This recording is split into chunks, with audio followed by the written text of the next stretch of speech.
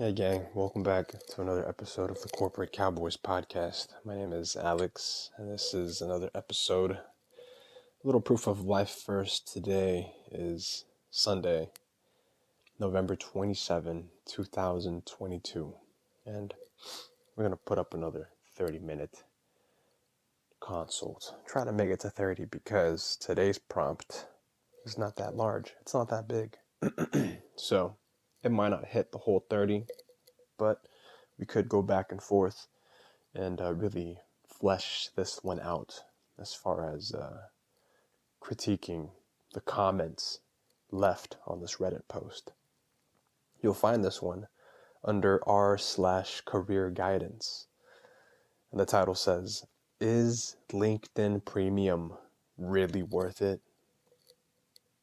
I mean, you got to ask yourself. If you have to ask, right? If you have to ask, I mean, I might Google it first, right? But that's also why you pitch it to folks on Reddit, because some of these people might have the experience, the know-how, might have used it in the past to secure themselves, to lasso themselves, really connect, network with somebody in getting them a position, getting some gig, right? Something that pays beyond that of just simply networking for the sake of networking. I think that's pretty much the question they want to ask, but I'll go ahead and read the body. Here they've marked it for advice. That's what they're seeking. And yeah, the title, it says here, the title is pretty self-explanatory, but I guess I'll still explain, they say. I'm having trouble landing a job. My skills and resumes are good-ish, and I'm sending out connections requests, but I'm not getting an approval. Do I need LinkedIn Premium in order to make my LinkedIn look better and to make connections easier? Oh, maybe I misinterpreted what the question was. The question is related to LinkedIn Premium, which, if I'm being honest, I don't think I've used it. And if I have, it might have only been the trial version of it. I just don't see, me personally, the juncture that I'm at in my career. I think having LinkedIn Gold is more time consuming because it does come with more features. You have access to like LinkedIn Learning and stuff, not having to pay a subscription for it. But I mean, hey, if you have time to really delve into those and use those additional features, more power to you. I mean, if you are simply on the hunt for a job, it might behoove you to branch out and use it if you absolutely feel the need. But LinkedIn in and of itself, I think, is just an extension of your resume, an extension of your CV, one that you would submit either electronically or in paper form, in hard copy form, to a prospective employer who's looking to hire you.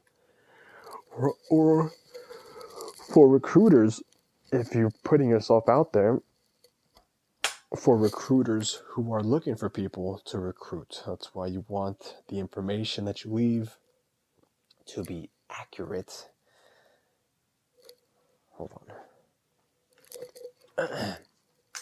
To be accurate, and in the case that a recruiter wants to reach out, they know they have the right candidate, right? I mean, and even then, you've got to be on the market for it.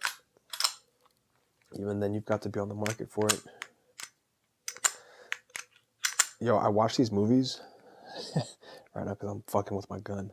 I'm watching these movies where I've seen one or two, okay, I'm not watching all of these movies, but I've seen one or two instances in motion pictures where folks have a gun in their hand, and to check to see if it's loaded, what they'll do is they'll rack the slide back using their hand in like an OK motion, and they'll grip it from the front of the fucking gun. And then they'll just kind of rack it towards the back a little bit to like check the chamber. I find that to be the most retarded way to check the chamber. If you're not pulling it from the back just to, check if there's a little shiny brass or nickel plated something in there, please save your hand. Save your hand, because that is highway to a negligent discharge right there. I mean, highway to negligent injury there. And I'm speaking with someone with a full-size frame, not a subcompact, not a compact. I'm talking full-size frame. There just isn't enough clearance, man. Maybe it's because I got big hands. I don't fucking know. LinkedIn, you want to treat like an extension of yourself. I think that much is clear. There are individuals nowadays who still carry physical cards. I carry physical business cards. And they're very plain Jane. Just got my name. They just got titles, if anything, license numbers, if anything.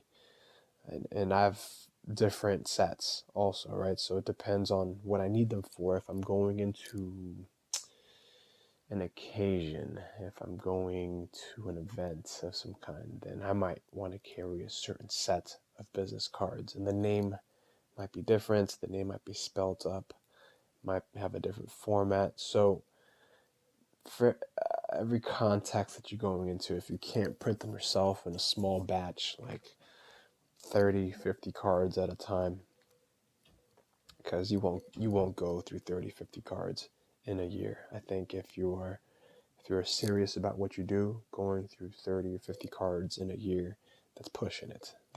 Unless you're on a advertising campaign, on a promotion campaign to really get your name out there. If you're a starter, if you're starting out, then by all means, that there's a sense of power having your name out there, having your name just in the ether floating around, and you don't have to rely so much on luck and divine providence when you're out there doing the work proactively. In another sense, using a LinkedIn to create connections is also good to network, especially if you're in a regional, in a sector that is divided regionally, geographically, and industrially, I guess. To some extent industrially, not so much. It's mostly regionally, is what I've found. But industrially also, because some industries, some practices, some fields of study and work are more isolated than others, and so folks tend to know each other in the most interesting ways, and it's not uncommon. It's not uncommon to share somebody's name. I guess I've been around long enough where it's not uncommon, but there was a time when nobody knew me, and now a lot of folks do. So to have your name ring in the right places is very important, especially when you're reliable, you're dependable, you are prioritized over others as someone to call on before others. I find that somewhat endearing. At the same time, that would be my reputation. That would be the rapport that I've built with those individuals that trust me. And I don't have to hand over a business card. They're the type to sell my product or sell my services for me, to either sell my product or sell my services. More than likely, it means we've done business together, or we are actively in business together. That's saying 6 degrees of separation is no lie, really. Those degrees become smaller and smaller, especially when the line of work that you're in is increases in value, dollar figures, stakes, interests, what have you. Should you use LinkedIn Gold, though?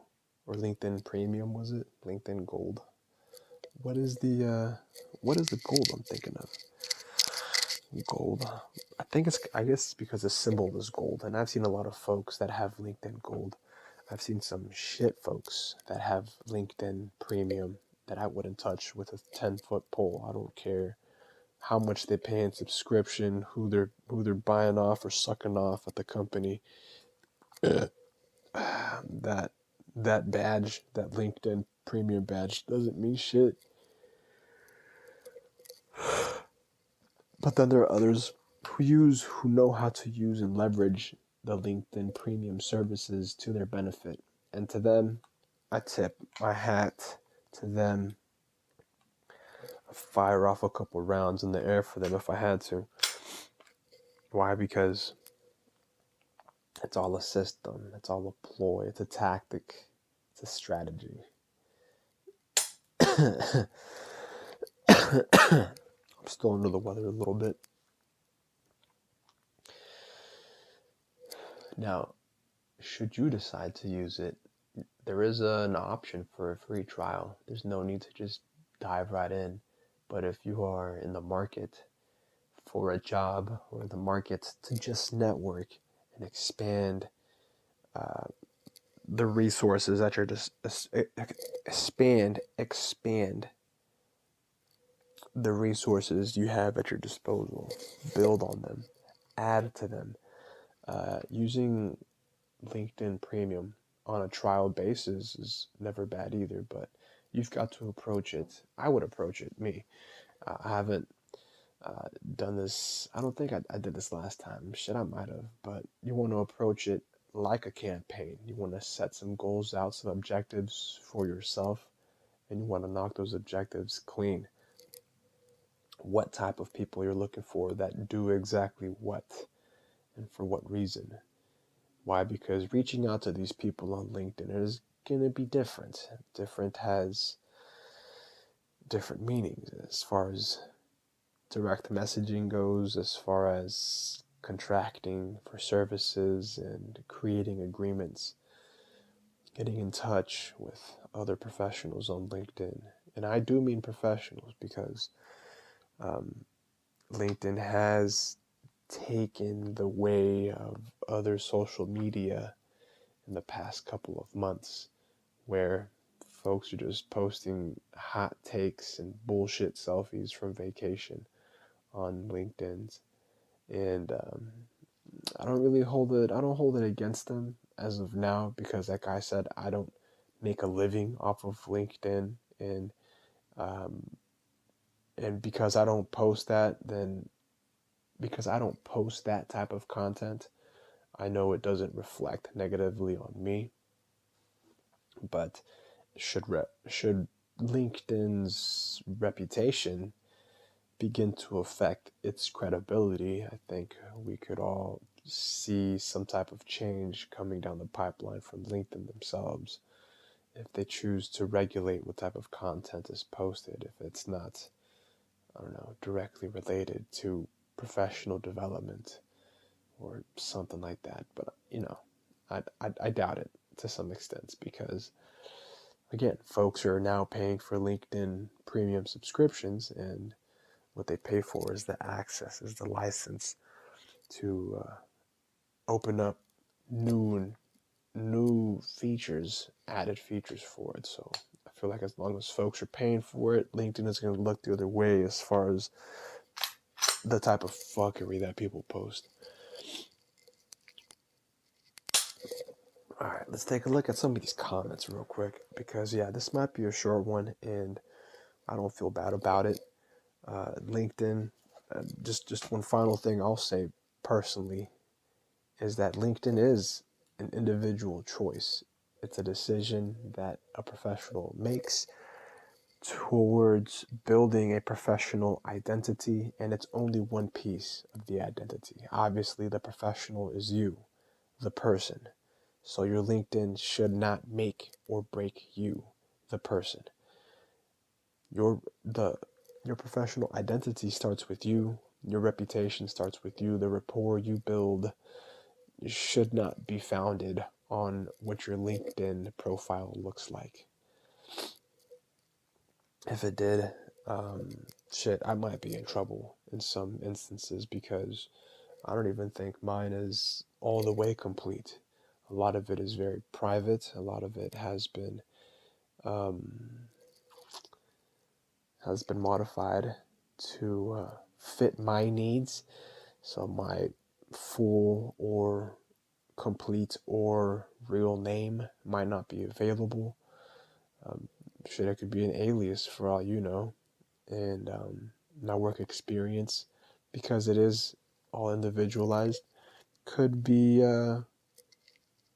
amended and framed in a way to only keep the good experiences there, and frame it in a way that makes me look the best, right? So it might be a little less than the objective truth if it's just the good parts about me, right? But ultimately, you want to keep in mind that it's the best parts about you that you are selling, that you are hustling, that you are leveraging in order to create professional relationships.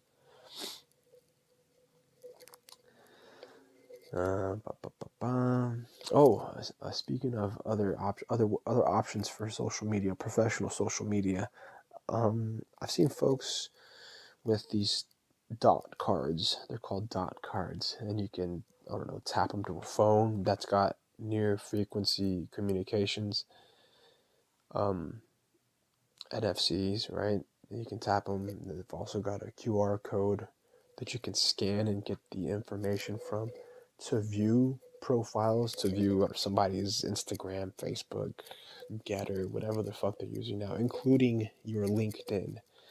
And that will give folks a more holistic view of you as a person, I suppose, if you want folks to have your private information. If not, I mean, you can tailor it to be completely professional. Nothing wrong with that. Or you could, again, not have your private social medias included and only the professional side of your life on these dot cards. Again, how you choose to enter a situation, and I've done so with just physical business cards. How you choose to enter a situation. These dot cards are a good idea. They're low maintenance. Just the one and done.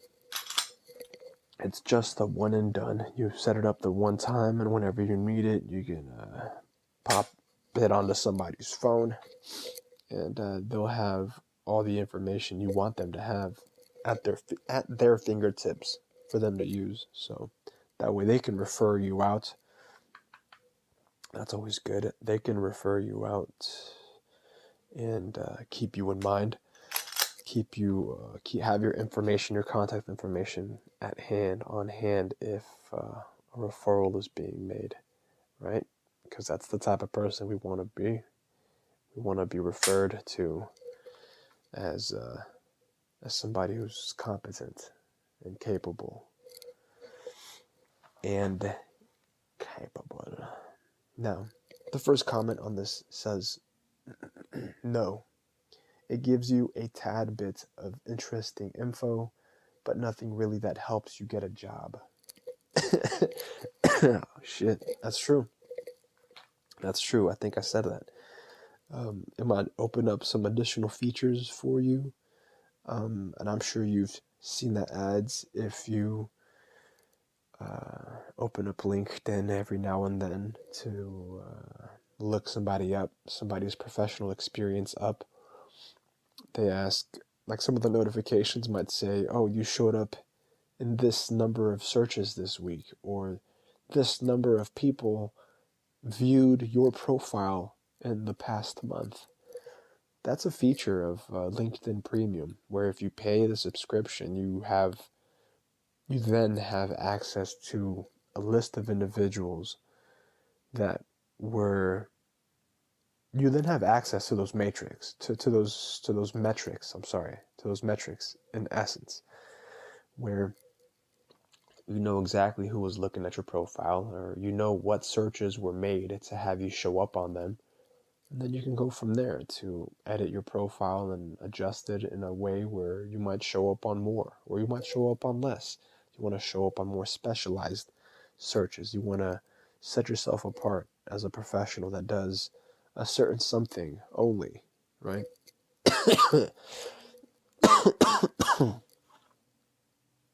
Sorry.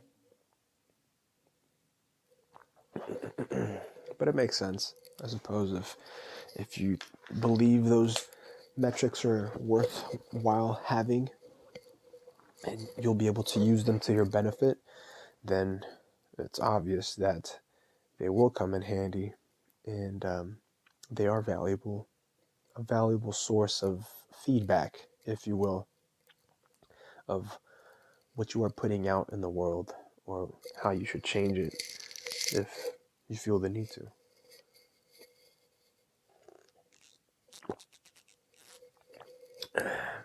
Next comment here says, many people don't accept connections from strangers. I'd focus more on applying, and then in parentheses, and your application materials, than on making LinkedIn connections. Having LinkedIn Premium will not increase your rate of connection approvals. Yeah, I think it goes without saying that if you haven't met somebody in person and gotten their LinkedIn information in person, or if you haven't like heard about them and you could calculate, if you could reasonably determine that your name might have come across their mind via word of mouth, right? If your reputation hasn't reached them in some way, form, or fashion, that simply adding somebody on LinkedIn for the sake of adding them, it's going to be difficult to be accepted. Unless the field, like I'm saying, is highly specialized and you yourself are a renowned contributor to the field, or this person is a renowned contributor to the field, and they're specifically asking for people to add them who could provide additional assistance or contribution, collaboration of some kind. Just adding strangers out of the blue can be a recipe, not so much for a disaster, but inefficiency and ineffectiveness. The next comment here says, one thing I was interested in, the courses that come with premium are actually available free via my local library. See, there you go. The rest of premium was really just more data about what was going on with my profile. Okay, yeah, that too. I mentioned the additional features and the matrix that come with it, that you can open up and perform some analytics on yourself, if you will, and find if something can be changed, modified, or tweaked in order for you to show up in more searches, if that's what you want, or less searches, if you want to become more exclusive. The courses that are available with premium are found for free at the local library, so thank you to our tax dollars. If you have free time to visit the local library um, while you are required to register with a library card number. I don't know, paper trails here and there, but they're just LinkedIn courses, right? They shouldn't be anything incriminating. The next comment here, if you like knowing exactly who is looking at your profile, sure. I don't know, that doesn't really help me at this time. I haven't found the need to even use the trial to find that, because I think you can still see that with just the trial period of 30 days or whatever they give you. The 7 days, 30 days, I don't know. Premium, next person says, premium makes it so that recruiters can send you a message without spending an in-mail credit. In-mail credit? What is that? So if you want a bunch of recruiters reaching out to you, that's the main benefit of LinkedIn Premium. Huh. I suppose. That's right. Maybe it's an option you turn on in LinkedIn Premium that makes you more visible to recruiters. I mean, recruiters already exist that are out there, and if they know how to, what's the term I'm looking for? Scrape LinkedIn for suitable candidates, appropriate candidates for a position they got lined up. I don't think that that LinkedIn Premium might be that much more of a benefit other than this in-mail credit that I've never had to use, so can't really talk too much about that. We'll do this last comment because so far these comments haven't really have largely been saying no, so I'll maybe give it one or two. This next one says, I used it. Oh, there it is. I used it purely for the ability to message people who are not connections regarding jobs. It is worth it for a month or two for the extra reach, but beyond that, it's overpriced. Okay, yeah, I can see that. And I did say that early on. If you are in an active job search, LinkedIn Gold or Premium is going to be worthwhile. And to me, it makes sense because if you're actively looking for work, then you want to know who's looking at your profile. You want to know what searches are being punched in to have you come up as a result, right? So you can tailor and modify your LinkedIn profile so that recruiters or employers can find you.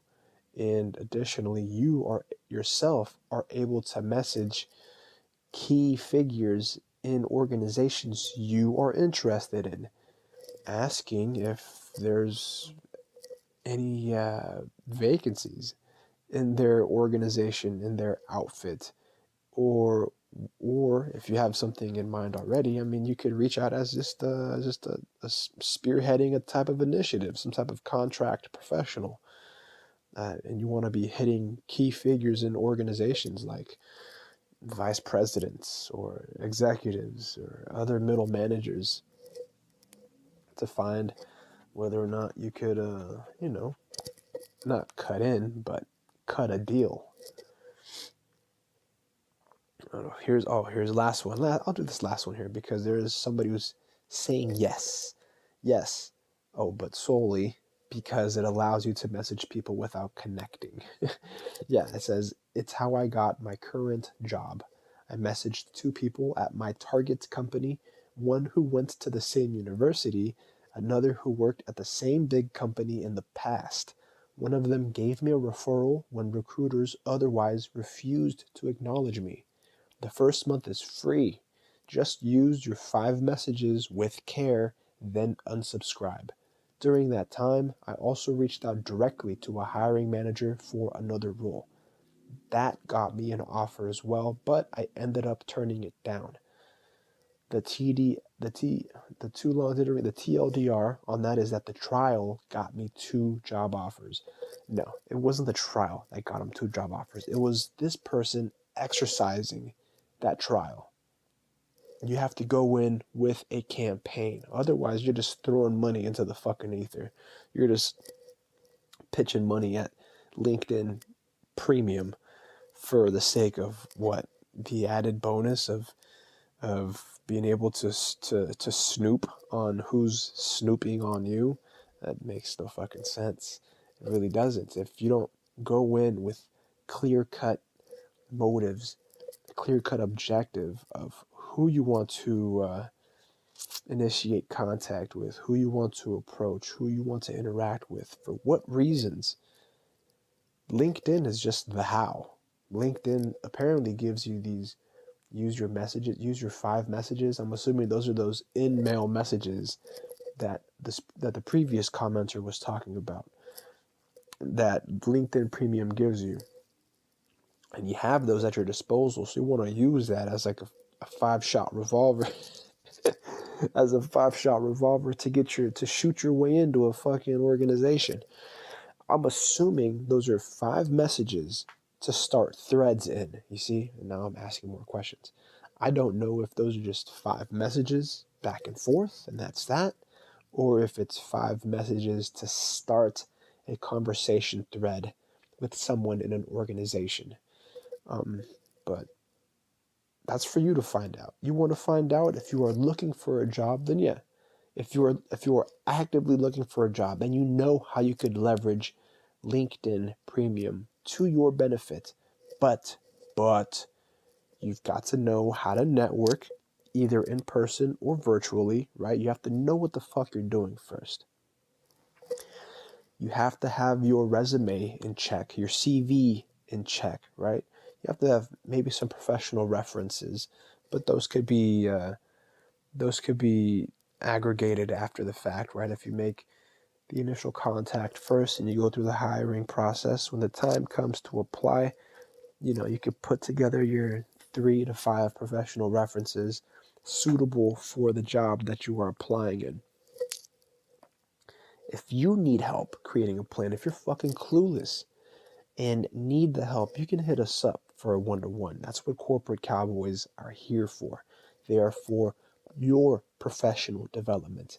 We are career consultants for you. You're already in the fucking matrix, right? So if you want to move up, you're not in. If you're not in any position to leave the grid, so to speak, right? Then you're living with the fucking grid. But you want to be the professional that works with organizations. Don't end up working for somebody else just for the sake of having a job. No, don't do that. You've got to value yourself. You have to take on the mindset of a corporate cowboy. So that last comment, I tip my hat to that person, male or female, it doesn't matter, because that's very well worded.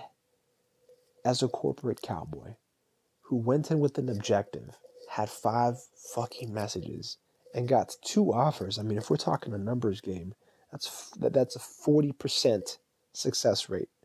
Can't ask for something better than that. On 5 messages, would that take them maybe, I'm not going to say how much time it might have taken them, but I could venture to guess that both of those messages that got them the offers took, 30 minutes, an hour at most between the 2 of them, depending on how they crafted it, right? Because you're not just sending template messages, template cover letters, and just swapping out names. No, I mean, like, these are companies and organizations that you have an interest in, so you already had to have done research on them, research on the individual that you are reaching out to for in a particular position, right? You have to approach them as if you're in the know. You can't pretend like, I mean, you could pretend that you're oblivious and you're just fucking clueless and hope to God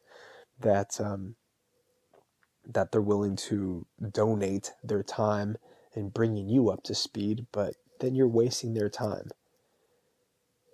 How about you cut down on the reliance of divine intervention and you do the work yourself up front to secure these shots, these 5 shots that you got to try out LinkedIn Premium.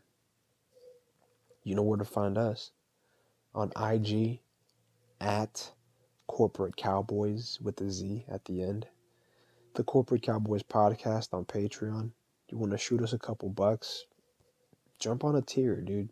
From 1 to 5 to 10, 20, 50, 100. That's all you want to shoot us some money to keep the operation nonprofit. There's a Venmo, Cash App. All those are floating around. You're a smart cookie. You know where to find them. And lastly, there's snail mail. If you want to send something a little more discreetly, that's P.O. Box 3372, Rancho Cordova, California, 95741. We just ask for a little patience. Understandably, it is snail mail, unless it's something official. Then we'll be sure to send that to the appropriate peoples. But you know, the way turnaround is. If the box is checked and it is checked regularly, then the mail is forwarded and will respond in due fashion. Have yourself a great week, and I'm out.